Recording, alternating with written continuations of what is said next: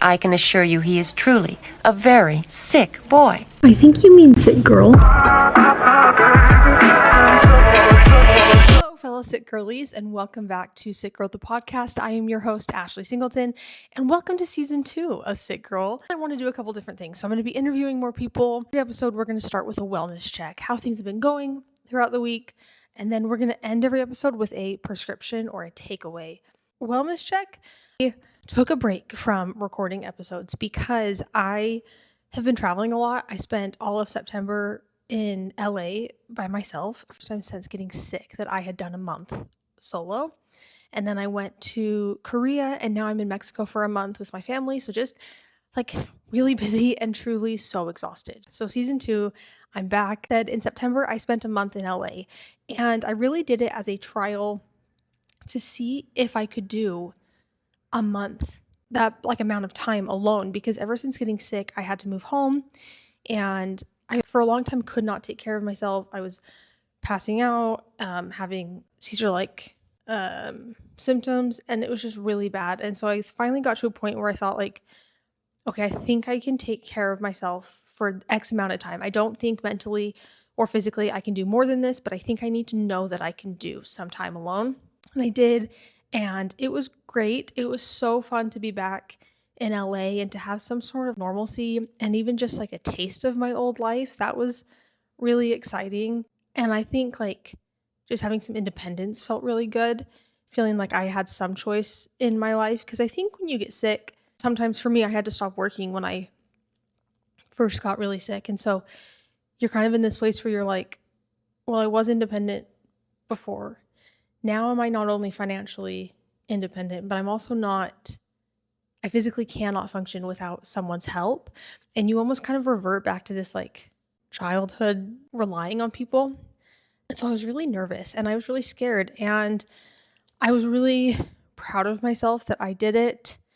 And because just being alone when you're sick is hard. It's scary. It sucks. You're like, what if I have a really bad pause episode and no one is there to help me with my shaking or help me with like just getting to the ground, you know? So I rented a place from someone I know. So that was really comforting. I knew I was going to push myself too hard because in my mind, I was like, I'm only here for a month. I have to get things done. And I knew I shouldn't have done that. I was very aware of what would happen after doing that, but I just couldn't stop myself. I was so excited to be back that I wanted to do everything. And what I learned really quickly was I do not have the capacity physically to work as hard as I used to. I tried to do open mics a couple times a week, shows on the weekends, and I did a lot of shows and I went to a lot of open mics, but I just physically do not have the capacity to be out as late anymore, to do as many shows, to push myself that hard, to work all day and then do that at night. I just, as much as I hate to say this, and it's actually kind of heartbreaking for me, that acceptance has been really difficult to work on. It's just that I am maybe not capable of what I used to be capable of. And there's always this like little tickle in my brain when I say that, that's like, but don't you want to be the person who said, oh, I did it even though I had POTS, or even though I had POTS, I was able to push through and do this. And oh, it's like there's like such a part of me, the part that wants to work hard, that wants that to be true. And then there's my body that's like, no, you physically cannot do that anymore, Ashley. And that sucks. And I don't know how to get over that. I don't know how to push through that or even work through it. I don't know how to break that down. Just on my heating pad, my back hurts. So I realized that really quickly. And I still really haven't found like an answer or a balance to that. But I also learned that I tried to push myself as hard as I used to, and I paid the consequences for it because I had days where I couldn't get out of bed and I was in so much pain. And I realized though, and this was weird for me, I thought to myself for the first time ever, is pushing yourself worth the physical outcome? Because I've always been I played sports growing up. I've always been competitive. I've always pushed myself harder. And I've always been like, this is going to be worth it one day. This is going to be worth pushing myself to the point of extreme fatigue and tiredness and exhaustion. And this time I was like, this is not worth it. Doing certain things that may or may not enhance my career is not worth my health. And in a weird way, that was kind of sad to me. I felt like maybe it made me feel guilty. I felt like I was giving up, or like I don't want it bad enough. And I'm trying to think of it more as like maybe my priorities have shifted. And I still want the dream of being a stand-up as bad as I did before I got sick. But maybe just some things aren't worth, some parts of that dream and that journey aren't worth the physical toll it takes on me. I don't know if that makes sense to anybody else. Maybe it's just like I'm crazy. It might just be like my brain is nuts. Anyway, so living alone was hard too. And I realized like I had to think about every little thing that maybe someone else, like if I go out with my family, they're thinking of, like they take on some of these things, but it was like going out, let's say for an activity and lunch. It would be like, I have to pick a place that has, I can eat with all of my allergies and POTS, and make sure that I can get there, eat, not feel weird after I eat in any way, get myself to the next place because then no one's going to drive me. And then like, let's say I went to the Getty one day and I'm like, okay, I have to think about that though, because I have a show tonight. There's a lot of stairs. It's going to be outside. It's going to be hot. So it's just like every little detail you have to think about when you're alone. Can I do this? If I do this, will it affect me so that I can't drive myself home? Will it affect me so that I can't do my show tonight because I chose to walk upstairs? Every little detail is hard. You have to think about. You have to think about everything. So it was fun. I'm so proud of myself for doing it, and I'm so glad that I did it.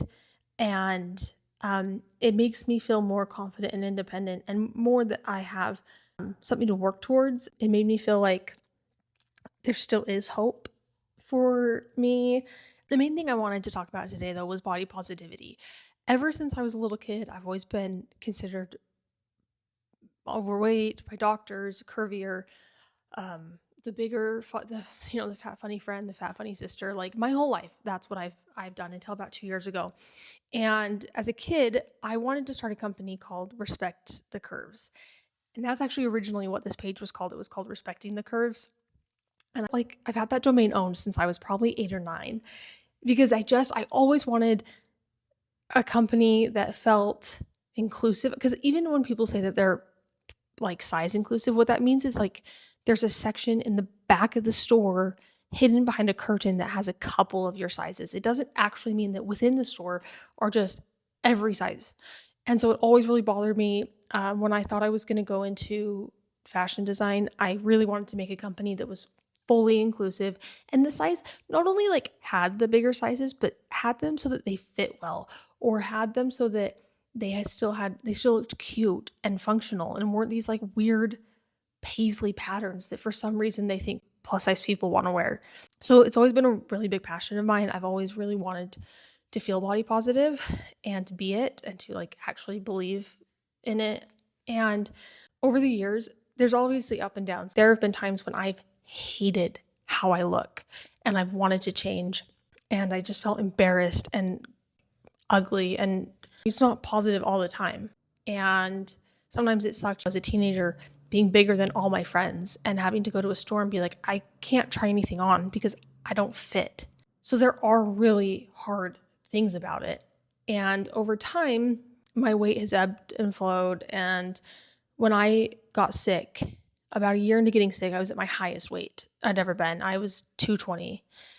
And I needed to have a surgery called MALS. I had a condition called MALS. And basically what it is that your diaphragm and the nerves around your arteries here, every time you eat, they're constantly getting smashed.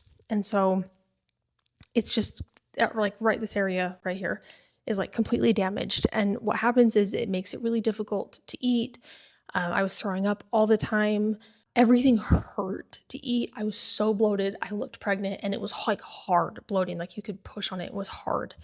And you get full really fast. And typically people who have this condition are really skinny because they're throwing up all the time. But, with all my health conditions and like lose weight. So I was like in so much pain eating, and then also overweight. And the doctor was like, you have to have the surgery to fix it, but you are at a weight that is too dangerous to have the surgery. And if when they go in to cut, if any of the ligaments that they need to cut are covered in fat, it makes it really dangerous. And the surgery is like, if they cut the wrong wire, you bleed out in like 30 seconds. It was a very dangerous surgery. And so I had to lose the weight. I kind of had this weird identity crisis when I started to lose weight, where I thought, well, who am I if I'm not the bigger person? Like, can I do stand-up and be funny if I'm thin?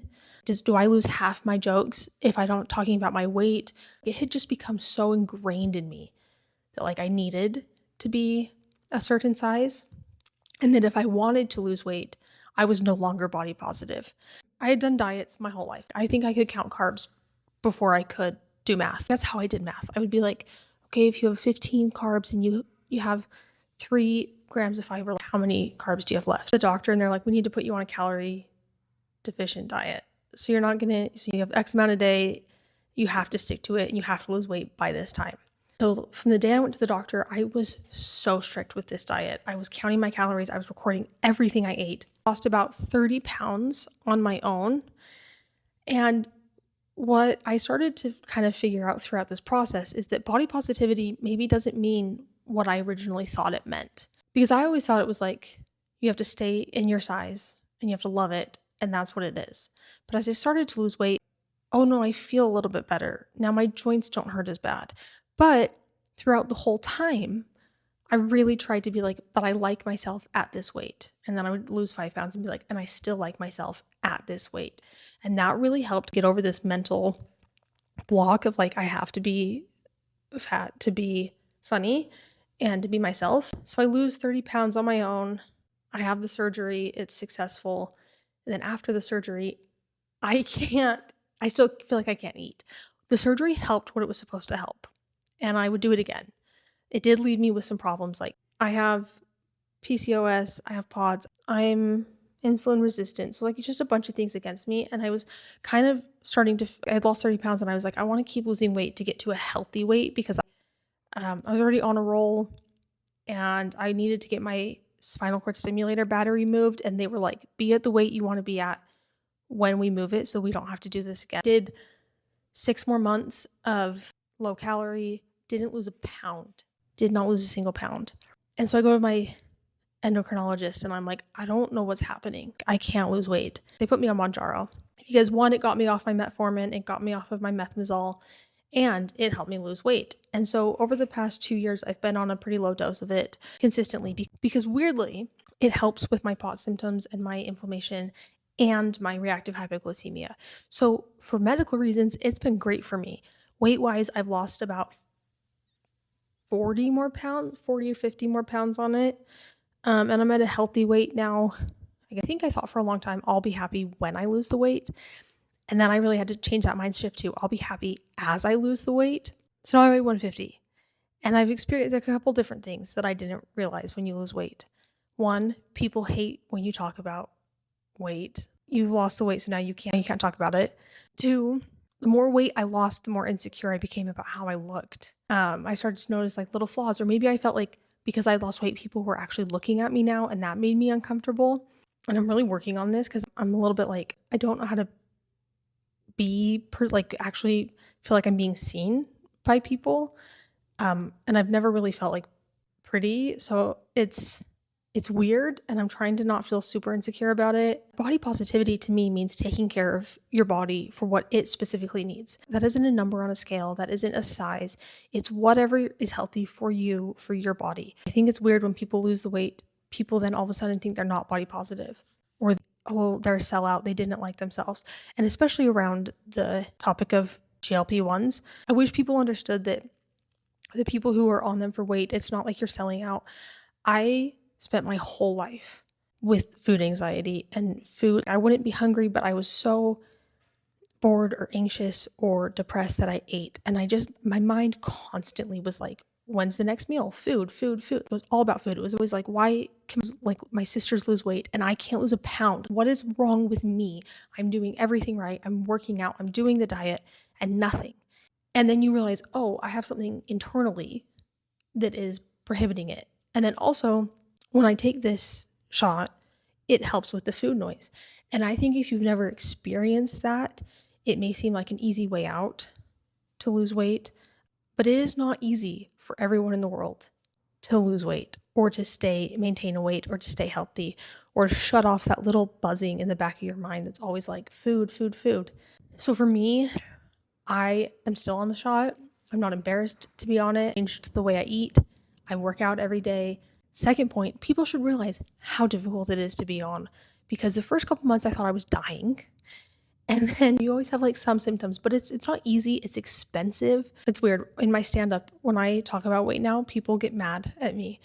I didn't lose 70 pounds, and all of a sudden I'm like, oh my gosh, guess what? I love kale now. Now kale tastes so good now that I'm 70 pounds lighter. It doesn't change that. It doesn't change the foods I love. It doesn't change, like I hate working out. Like I hate every part of the gym.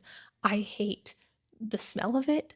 I don't want to see the people in there in their cute little matching sets who are like somehow not sweaty ever at all. Their hair is down, it's curled, their makeup's on. They don't sweat. I don't know how, but they don't. I don't like the lights. I don't like the mirrors. I don't need to like be in a gym class and working out and bend over and be like, oh, I didn't know I had stretch marks there. Like I hate every part of it. And yet I go every day because of my boss, because I have to, because for some reason I probably, in my mind, is like, this is like a joke. I know there's other things for it, but like, I feel like God was like, she has to we give her the condition that one of the main treatments for it is working out. And that's the only reason I do it. I do it for my health. I hate it. Hate it, hate it, hate it. This is the first time in my entire life that I've not been considered overweight by doctors, by people, that I haven't looked as big as I used to look. Like I had a doctor when I was 8 tell me I was borderline obese. So I've been like that way my whole life. And I may look thinner, but up here and in here, I still feel like the chubby girl I was 2-3 years ago. People, they become recovering addicts and they get to talk about their addiction and stuff. So it's like, why can't I talk about what it was like to be that, or what it's like now? Or I still maybe identify with parts of my old self that was 50, 70 pounds heavier. Like it doesn't go away in your mentally overnight. It's still there. So I think we should be like more open to letting people talk about it once they've lost it. My prescription of the week for you is to, 1, take your electrolytes, and 2, really try to learn, and this is hard, I still work on it every day, so I'm not like, oh, I do it, but no, like whatever journey you're on, let's say with weight or whatever, love yourself at every stage, because that is really what changed the whole process for me. Yeah, I hope you all have a good week.